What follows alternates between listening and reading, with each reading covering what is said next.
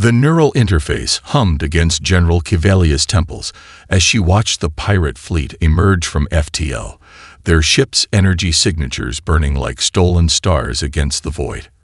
Her command center aboard the Eternal algorithm thrummed with the synchronized breathing of her crew, each Exentheri officer connected to the ship's combat intelligence through their own neural links. Multiple hostile signatures detected. Her second-in-command, Sub-Commander Rel, announced unnecessarily. The algorithm recommends Pattern 7 Delta for optimal engagement. Kivalia's four-fingered hand tightened on her command staff. Pattern 7 Delta would indeed be optimal against a traditional enemy. But these pirates had been studying Exentheri tactics, and their formation suggested they were prepared for standard combat algorithms. "Belay that," she ordered, causing several of her bridge officers to twitch in surprise. "The enemy is expecting 7 Delta. They've positioned their heavy cruisers precisely where our doctrine would have us strike." A warning flashed across her neural feed.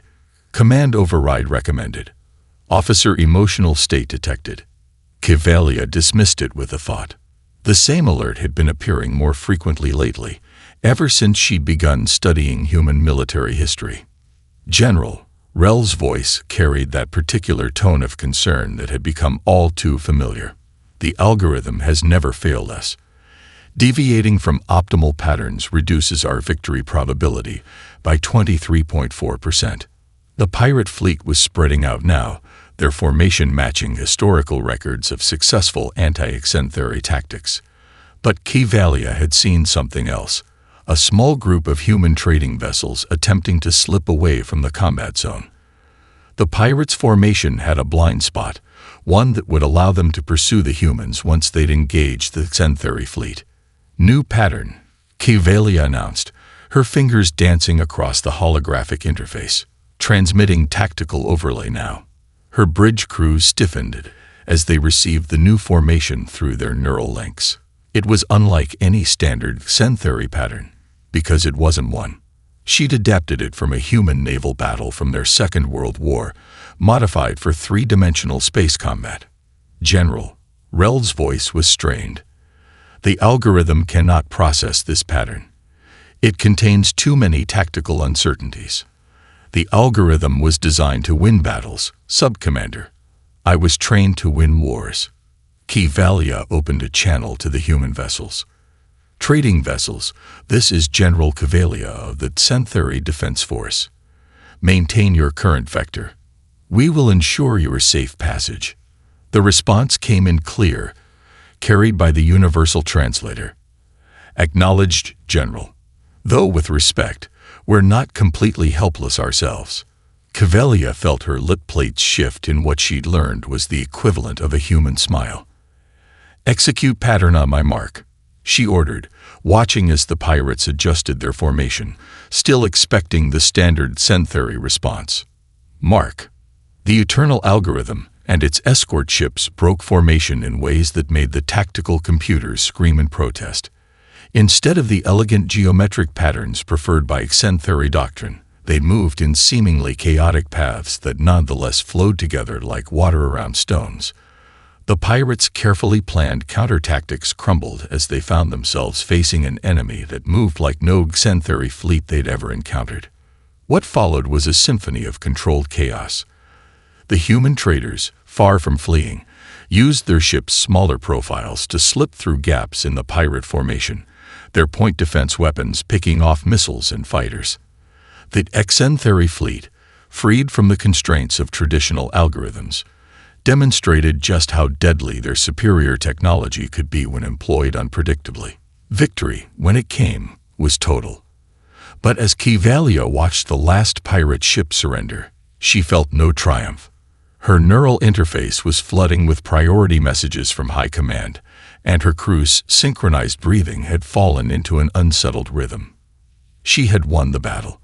But as she opened the first message and saw the words "immediate recall" and "algorithmic deviation hearing," she knew the war for the soul of the Exentheri military was just beginning. Sarah Chen trudged through knee-deep snow, tracking the burning trail of debris that cut through the Montana night sky. 20 years of hunting these mountains had taught her to read the land, but nothing in her experience matched the green-tinged contrail or the way it seemed to twist against the wind. "Getting too old for this," she muttered, adjusting the rifle slung across her back. Her time in the Marines had left her with a titanium knee that protested every step through the blizzard, but curiosity drove her forward. Whatever had crashed wasn't natural, and living alone on the edge of wilderness meant investigating the unusual was sometimes a matter of survival. The storm intensified, driving sheets of snow nearly horizontal, but Sarah could smell it now, the sharp metallic scent of superheated metal cooling in the cold air. As she crested a ridge, her headlamp caught something that made her drop to her stomach in the snow. Below, half buried in a crater, lay what was unmistakably a spacecraft. Its sleek design reminded her of deep-sea predators, all smooth curves and predatory angles. Steam rose where snowflakes touched its still-hot hull, creating a ghostly shroud in her lamp's beam. Sarah killed her light immediately. 20 years of peace hadn't dulled her combat instincts, and those instincts were screaming that she was looking at military hardware. She pulled her binoculars from her coat, switching to thermal imaging. The heat signature was complex. The ship's hull was cooling unevenly, suggesting internal damage. But what caught her attention was the humanoid figure moving methodically around the craft, doing something to its surface with a tool that sparked like a welder. The figure was tall, easily 7 feet, with a build that suggested both strength and agility. But it was the way it moved that held Sarah's attention. Every motion was precise, economical, tactical. She'd seen that kind of movement before, in fellow Marines securing a landing zone. A series of sharp cracks echoed through the valley as pieces of the ship's hull began to fall away. The figure was systematically destroying the craft, Sarah realized. This wasn't a crash site, it was a controlled disposal. The wind shifted, carrying Sarah's scent down the valley. The figure's head snapped up, moving with that same military precision. 4 eyes, arranged in a diamond pattern, reflected the starlight like a cat's. For a long moment, neither moved. Sarah's finger rested beside her rifle's trigger guard. Not on it. A deliberate choice. The alien's hands remained in view, away from what appeared to be weapons mounted on its armored suit. Then the night lit up with a dozen streaks of light high above. More ships entering the atmosphere. The alien's head tilted up, and Sarah recognized the gesture instantly, tracking hostile aircraft. Without conscious thought, she found herself calculating angles, identifying cover, assessing tactical options, and realizing the alien was completely exposed. "Get down," Sarah hissed, surprising herself. The alien's head snapped back to her. "Those are search patterns. You've got no cover, and that wreck is a beacon." For another heartbeat, the alien remained still. Then, with that same efficient motion, it triggered something on its suit. The spacecraft began to glow from within, heat building visibly. Sarah swore under her breath. "Your self-destruct's going to light up thermal imaging like a flare. There's a cave system half a mile east, used to smuggle whiskey during Prohibition. If you want to survive, come with me." The alien spoke, its voice a harmony of subvocal tones that Sarah felt in her chest. Why help? Sarah thought of her last day in the Marines, of orders that had made no sense, of choices between duty and conscience. Because someone once told me that doing the right thing never needs explaining. The alien's outer pair of eyes narrowed while the inner pair widened, an expression Sarah couldn't read. Then it nodded, once, sharply. Military precision. The ship detonated behind them as they moved through the snow, its explosion muffled by the storm. Sarah led the way, her steps purposeful. Behind her, matching her pace exactly, came an alien warrior who moved like a Marine and walked like someone who'd chosen conscience over orders. Sarah smiled grimly into the wind. Sometimes, it seemed, the right thing was universal. The cave's entrance disappeared behind a curtain of snow as Sarah stoked the small emergency heater. Beside her, the alien warrior sat with perfect posture despite obvious injuries, 4 eyes constantly scanning their shelter. The cave ran deep into the mountain, but decades of bootlegger modifications had turned the first chamber into a surprisingly defensible position. "Your field dressing technique is efficient," the alien observed, watching Sarah check the sealed bandage on its arm. "Military medical training. Marines. Force recon." Sarah kept her voice neutral, professional. "That cauterizer of yours did most of the work. Pretty advanced stuff. Standard synthetic combat equipment." The alien's harmonics shifted, adding a deeper resonance. Was General Cavalia, 3rd Fleet Command. Was.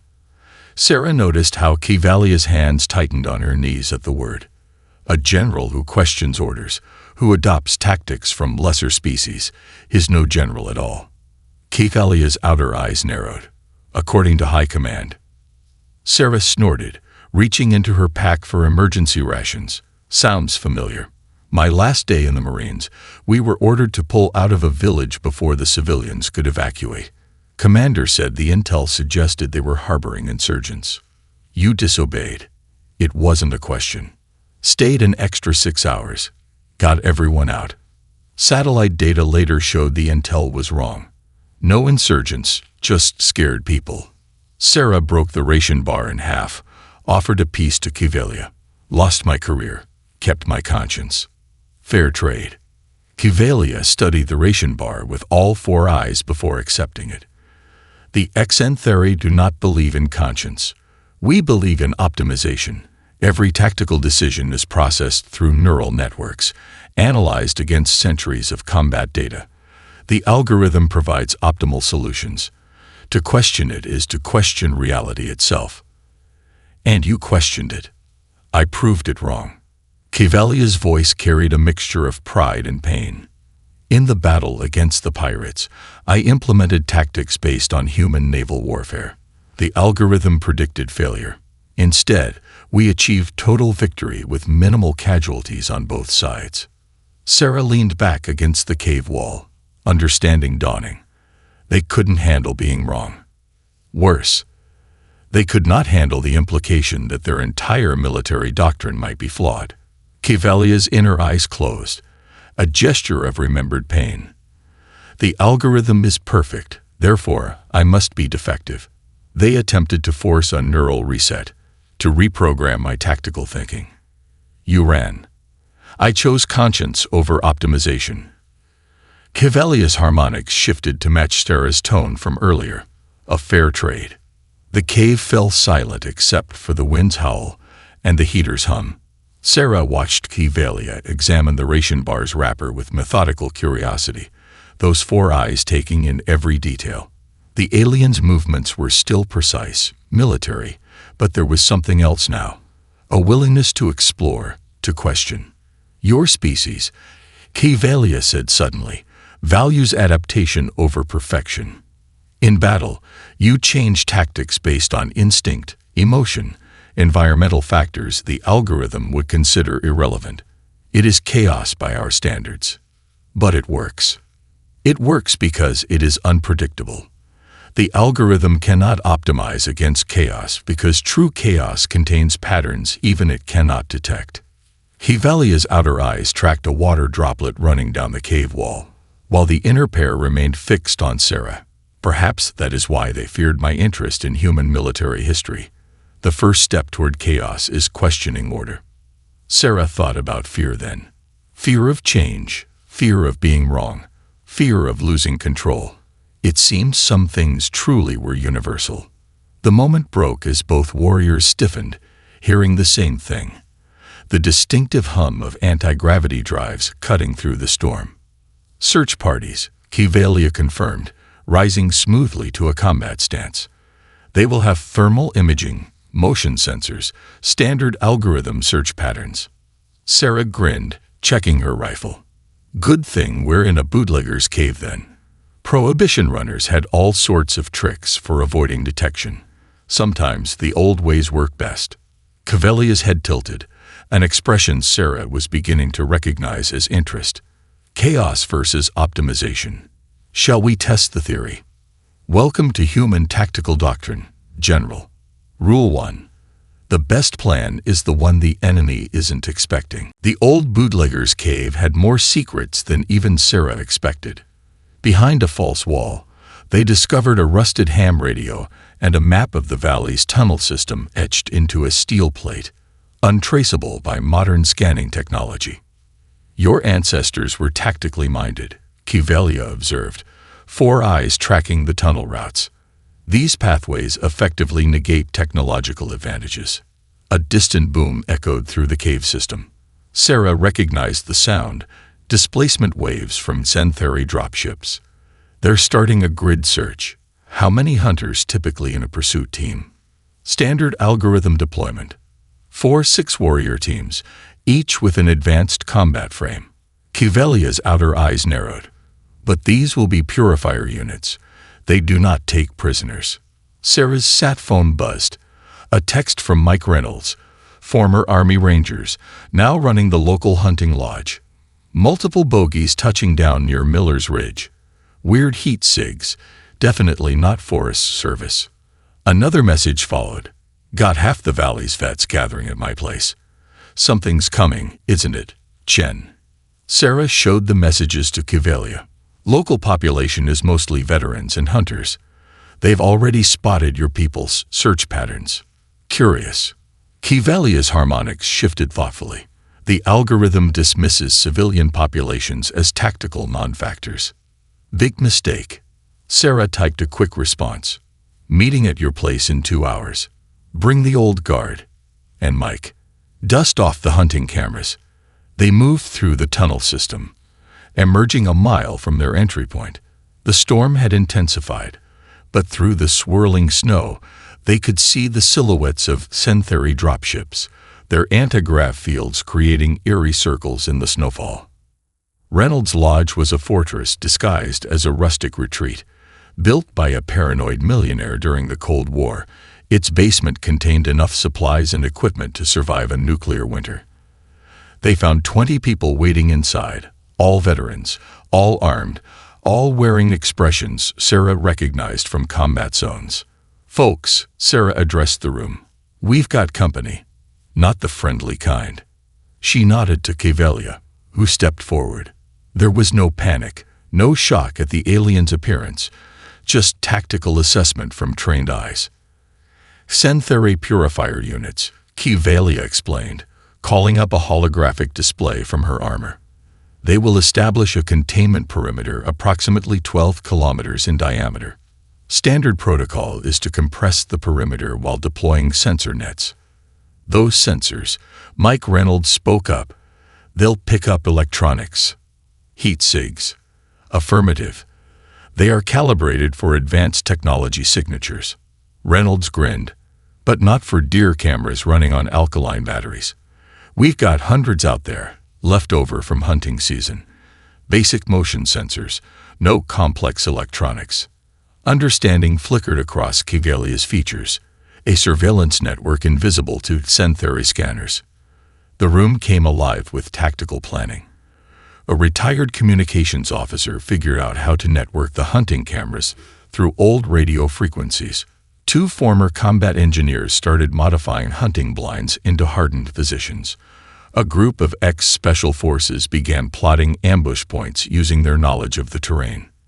They'll expect resistance, Kivelia warned. The algorithm will adapt to each encounter. Then we'll give them too much data to process, Sarah replied. Every hunter in this valley knows how to move without being seen. Every cabin has supplies cached away. We're not an army, we're ghosts.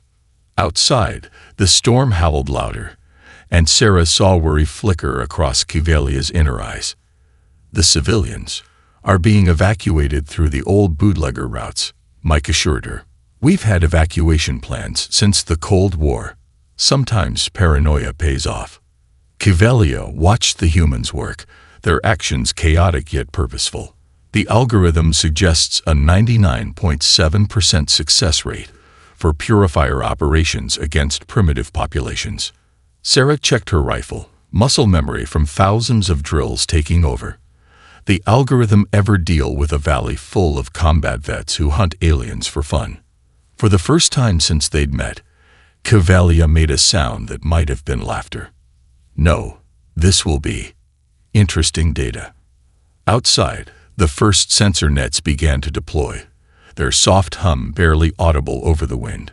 But in the lodge's basement, surrounded by veterans preparing for an impossible fight, Sarah felt something she hadn't experienced since her Marine days. The calm before a storm, and the absolute certainty that she was exactly where she needed to be. The hunting blind overlooking Miller's Creek had become an impromptu classroom. Sarah watched through night vision binoculars as its Syntheri patrol moved through the valley below, their advanced combat frames cutting through the snow with mechanical precision. They're maintaining perfect spacing, Cavalia observed, exactly 6 meters apart, optimal for their sensor coverage. Perfect is predictable, Sarah replied, marking the patrol's position on their makeshift tactical map. Watch what happens when they hit the creek bed. The patrol reached the frozen creek, their combat frames adjusting to maintain their precise formation. None of them noticed the slight irregularities in the snow's surface, irregularities created by local hunters who'd spent decades learning to hide their tracks. The lead frame's leg punched through the snow-covered ice, triggering a cascade of similar breaches.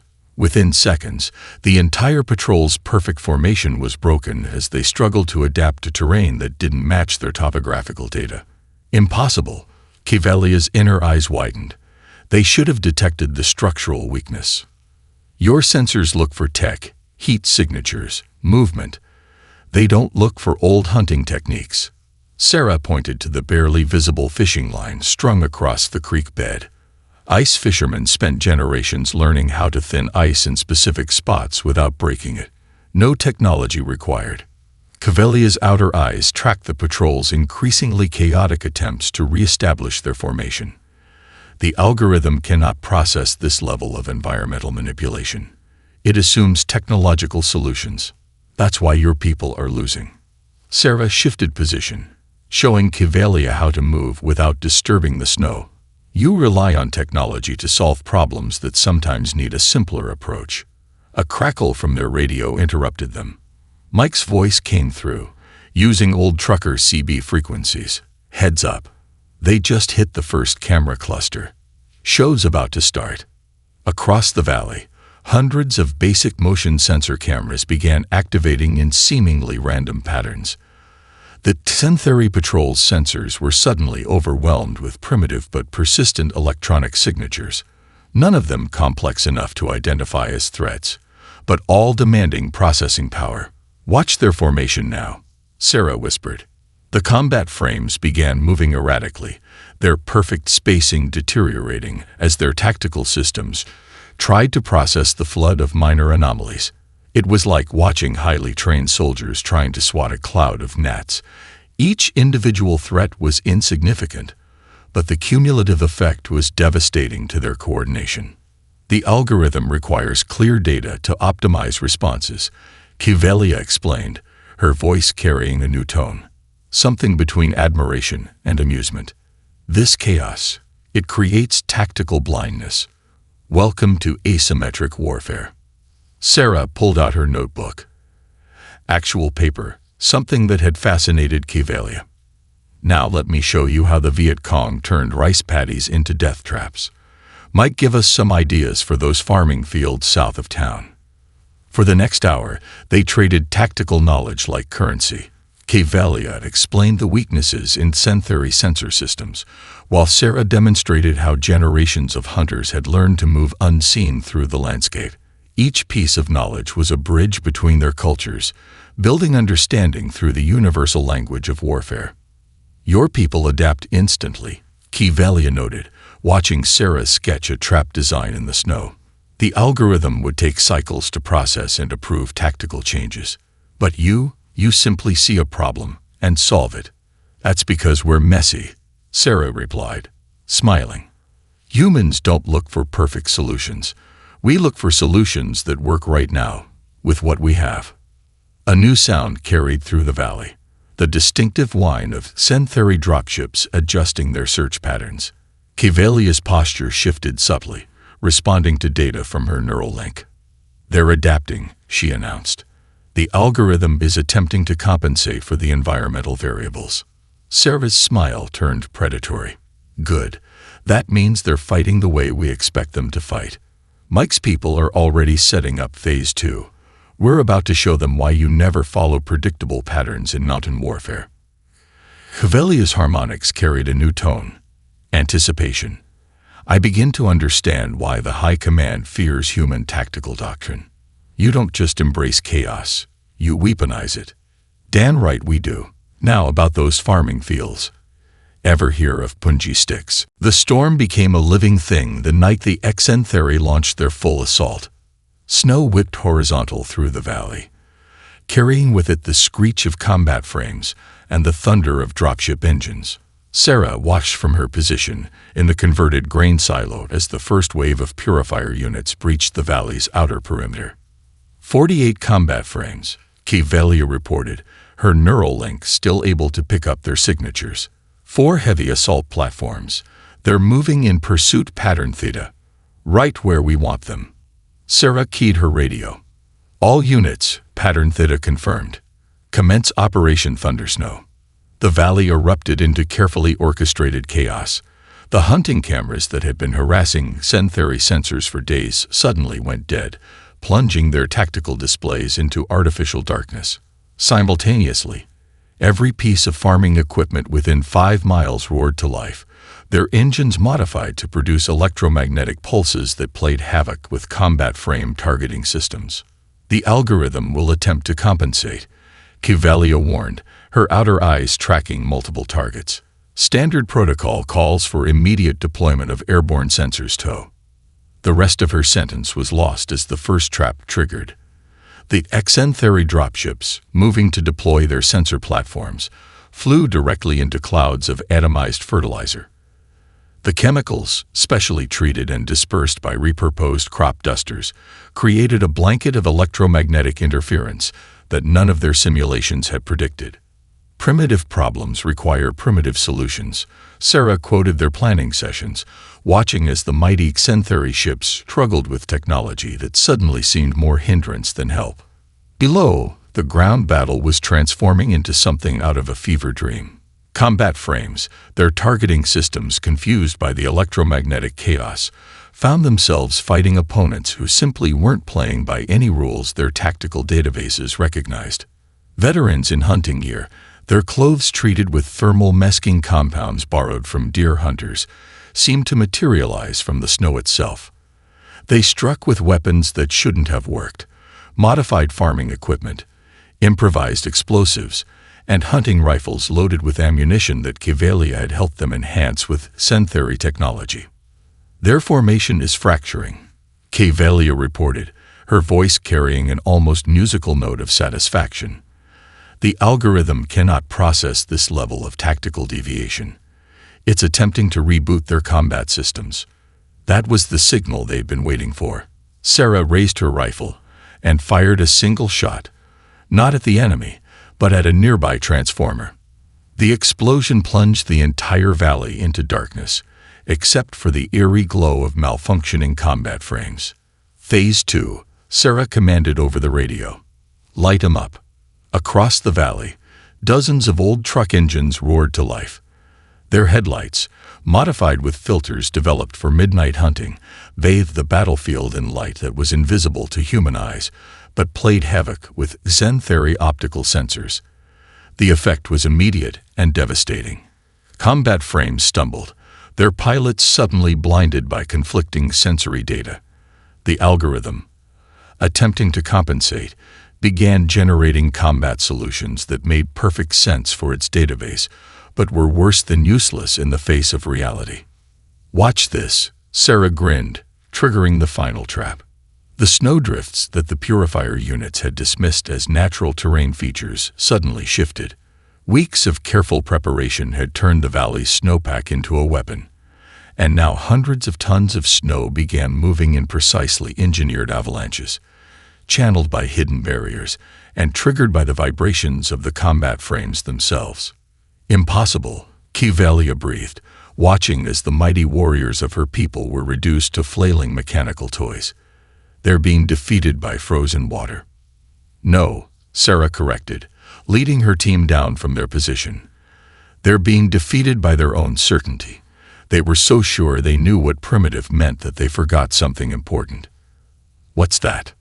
A massive combat frame burst from the snow in front of them, its weapons powering up, only to be caught in multiple crossing lines of reinforced wire, another gift from generations of ranchers who'd learned to handle animals 20 times their size.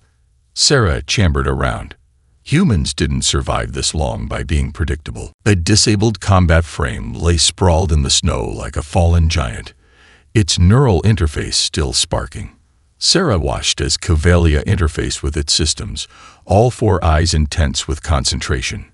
Around them, the sounds of battle were changing, becoming more chaotic, less coordinated, as the Centauri forces struggled to adapt to their catastrophic tactical failure. The encryption is military grade, Cavalia muttered, her fingers dancing across holographic interfaces, but they never change my command codes. Arrogance or oversight, I wonder. Both, Sarah suggested, keeping watch with her rifle ready. People who think they're infallible tend to make the biggest mistakes. Cavalia's inner eyes widened suddenly. There. I have access to their tactical network. The data flow is unexpected. Sarah moved closer, watching streams of alien text scroll across the holographic display. Good unexpected or bad unexpected. Illuminating unexpected.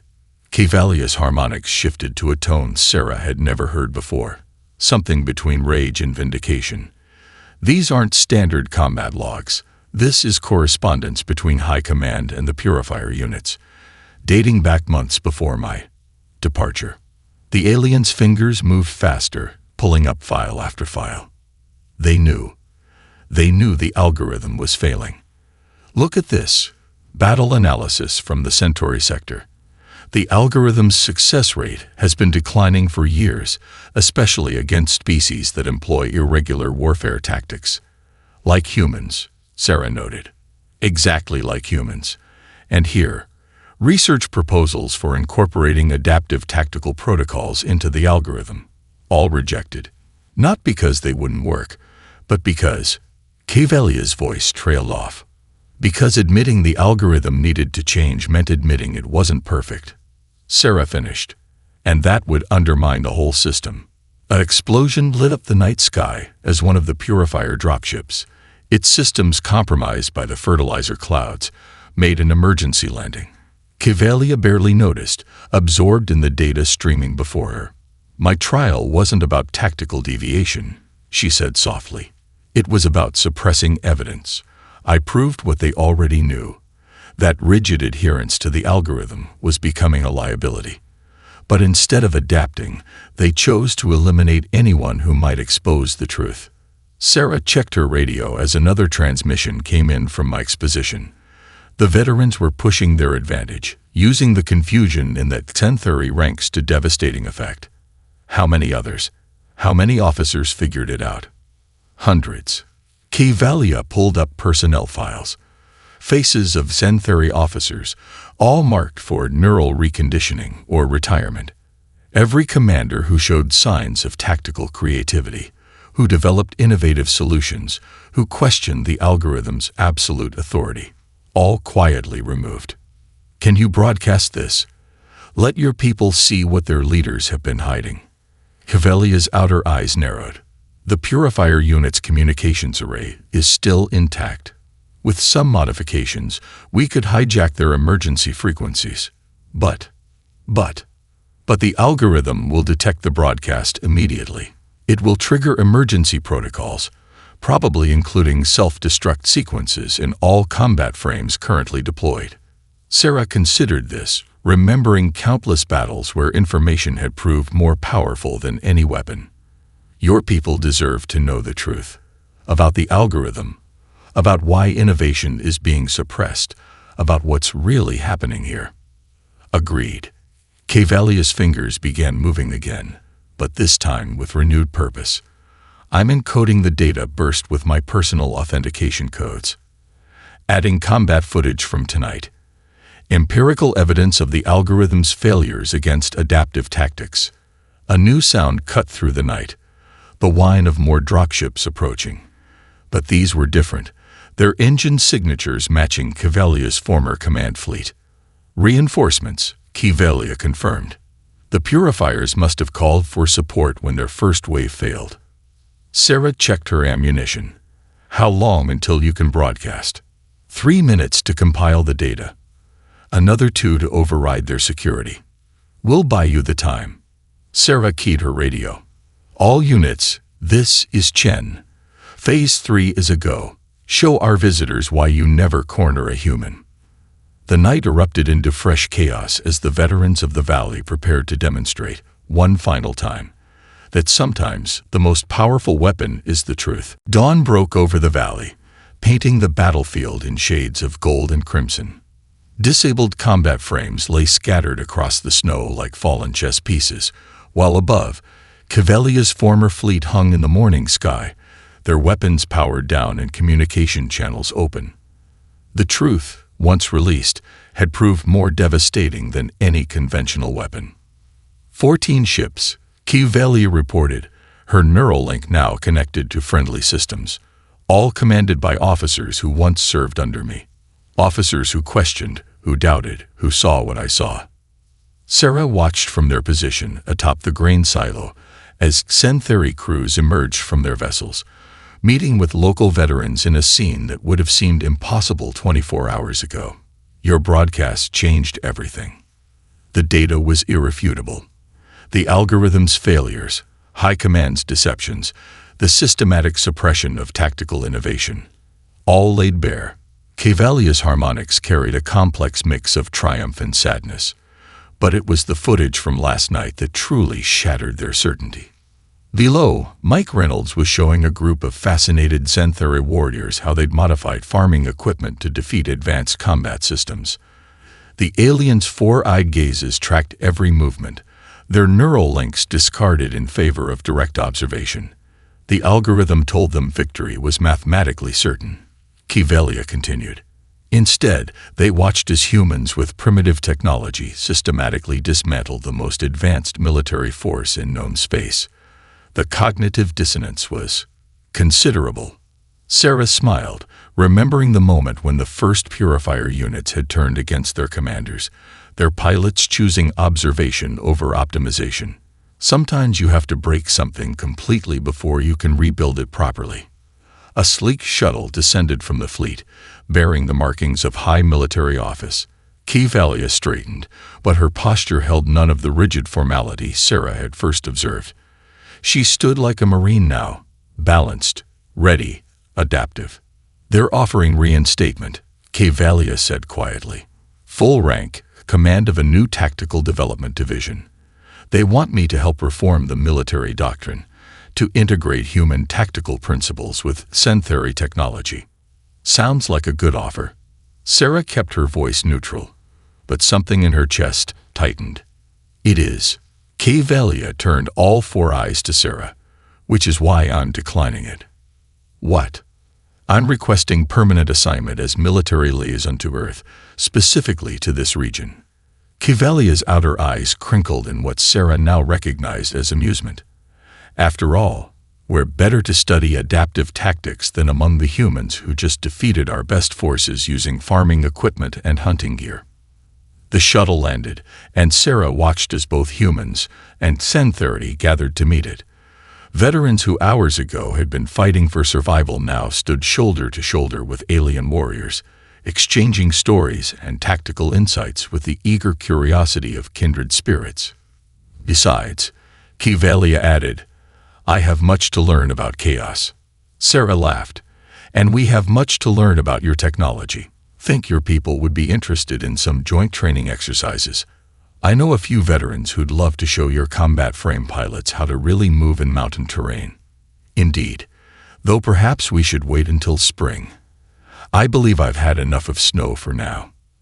They descended from the silo together, walking past the evidence of last night's impossible victory.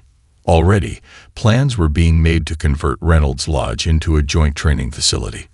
Sarah caught snippets of conversations about integrating Xentheri tech with human tactics, about exchange programs and combined operations. You know, Sarah said, watching a former Marine explaining the concept of guerrilla warfare to an enthralled group of Zen-theory technicians. Some might say this whole thing was tactically optimal. Your people needed to break free from rigid thinking, and humans needed a way to prove we're ready for galactic society. Cavalia's harmonics shifted to that new tone that Sarah had come to recognize as laughter. Are you suggesting this outcome was algorithmically perfect? Maybe some algorithms are better left unwritten. Above them, the morning sun transformed the scene of battle into something else entirely, a beginning, not an end. A place where two species had learned that sometimes the best solutions come not from perfect calculations, but from the beautiful unpredictability of trust, courage, and the willingness to adapt.